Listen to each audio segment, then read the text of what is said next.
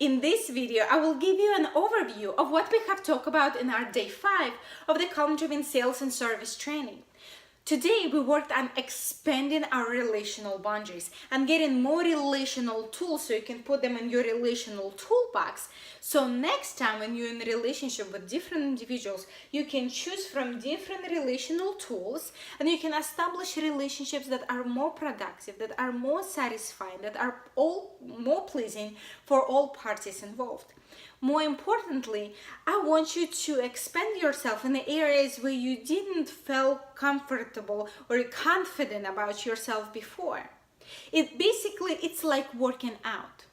If you only go work out when you feel like it, well, first of all, it's not going to take you too far.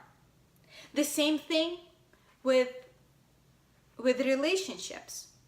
If you only commit yourself to the close group of friends, to the close group of relationships with whom you get in touch with only when you feel like it, again, it's not going to take you too far.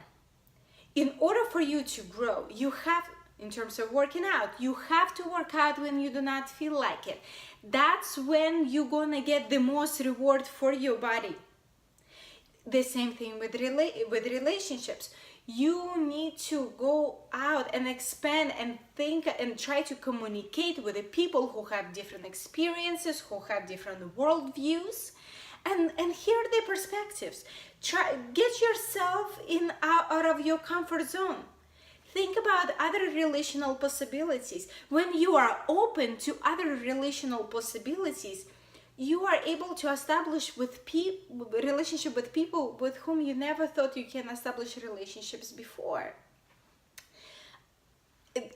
To move out from that, I want to tell you about 4 relational concepts that were found by Michael Lambert. And Michael Lambert is an individual who studied the relationships for basically his whole life.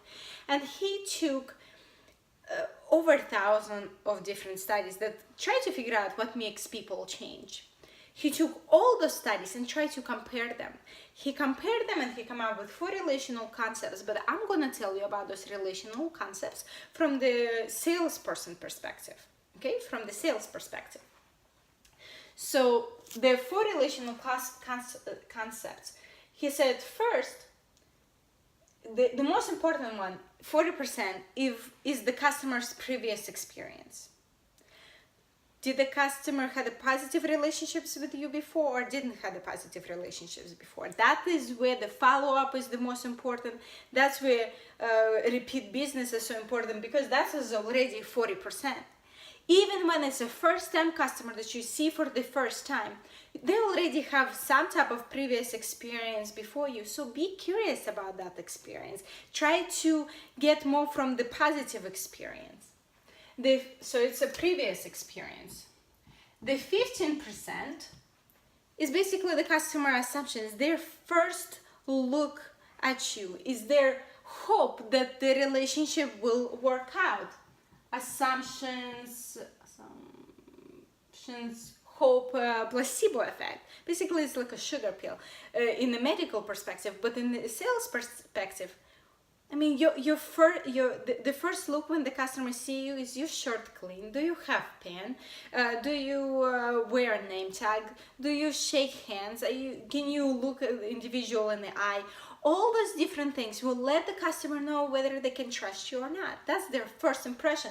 That will already be 15%. Another 15%, the third part, is your sales technique. Whatever the technique that you have, whatever the process that you have to establish a relationship with the individual, to sell the product to that individual.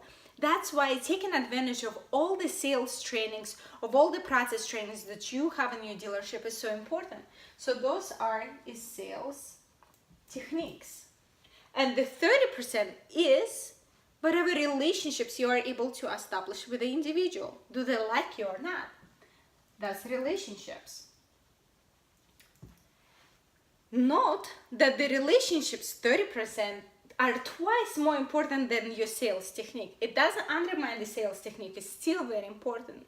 But the relationships are even more significant. whether you say the right thing or not the right thing is not as significant as whether I like you, whether I can trust you, or whether I feel comfortable with you, or whether I can be vulnerable with you and share different experience with you. So that's why we are continuing to work on the relational aspects, so you can create better relationships with the customers and close them more chances of the time. So again, 40% is a follow-up, bring the customers back, having a repeat business. Your first impressions. You look like you prepare, you look like you want to be in a place. The sales techniques, all the sales, different knowledge, sales process that are available to you, and the relationships, expanding your relational flexibility. Next time we will continue on working on expanding your relational flexibility.